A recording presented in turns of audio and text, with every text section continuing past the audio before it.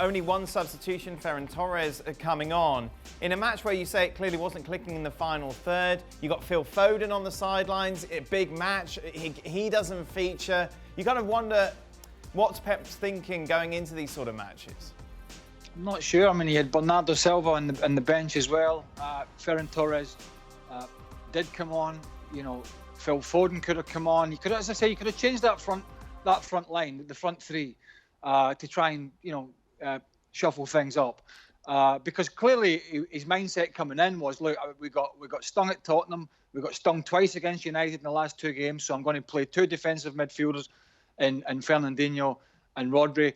And they did a very good job in there. But going forward, they're just lacking that little bit of edge. And I don't understand why they don't make these changes when there's so many games coming thick and fast. To take somebody off, particularly in a game where you're not getting a lot from your front line, to shuffle up that pack a little bit and give guys maybe 20 minutes rest at the end of a game, and then give somebody else 20, 25 minutes or even half an hour to try and get some match fitness for upcoming games, and also change the game, because the finishing was poor. We saw, and once again, we saw it even from the likes of Kevin De Bruyne.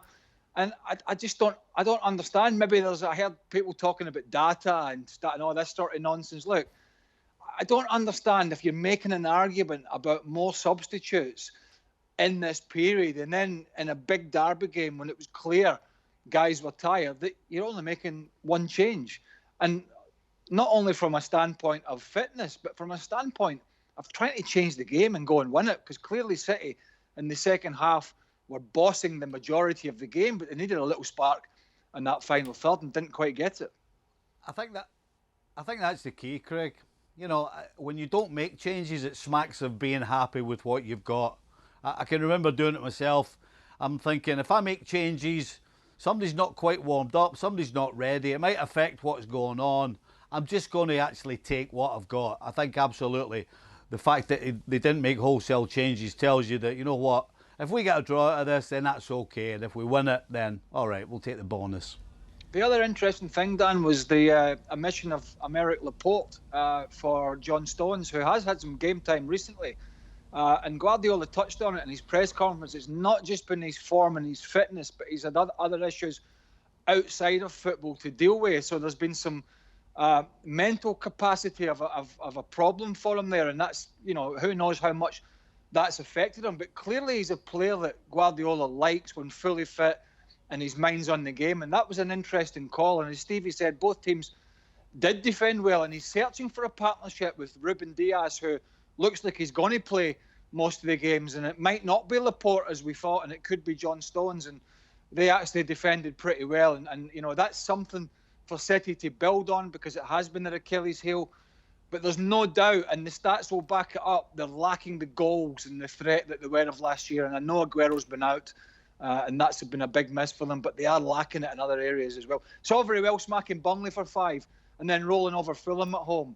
But in the bigger games, they've lacked that little bit of cutting edge. Finally, Frank, we spent most of the week saying there was no way that Paul Pogba was going to start this game. He did start. How would you assess him overall? He had a serious game, nothing to complain about, even being involved in defending actions. It wasn't a fantastic game, but like nobody had today. I think it was well organized. He did what he had to do to help his team to get the draw. I think there is nothing to complain about Manchester United, as Craig said. They did the job. They knew that if they would go forward, they would be punished by Manchester City. They were very well organized and very strong defensively, and Paul Pogba was one of them. So yeah, that was a good option from Ole. He was helped by McTominay and by Fred as well. He was more free on the left side, so it's a good option. He was at his place like he played when he was playing for Juventus before, where he was more free than the other players. And it seems to suit him and suit the team too. Thanks so much for watching ESPN on YouTube. And for more sports highlights and analysis, be sure to download the ESPN app. And for premium content and live streaming, subscribe to ESPN Plus.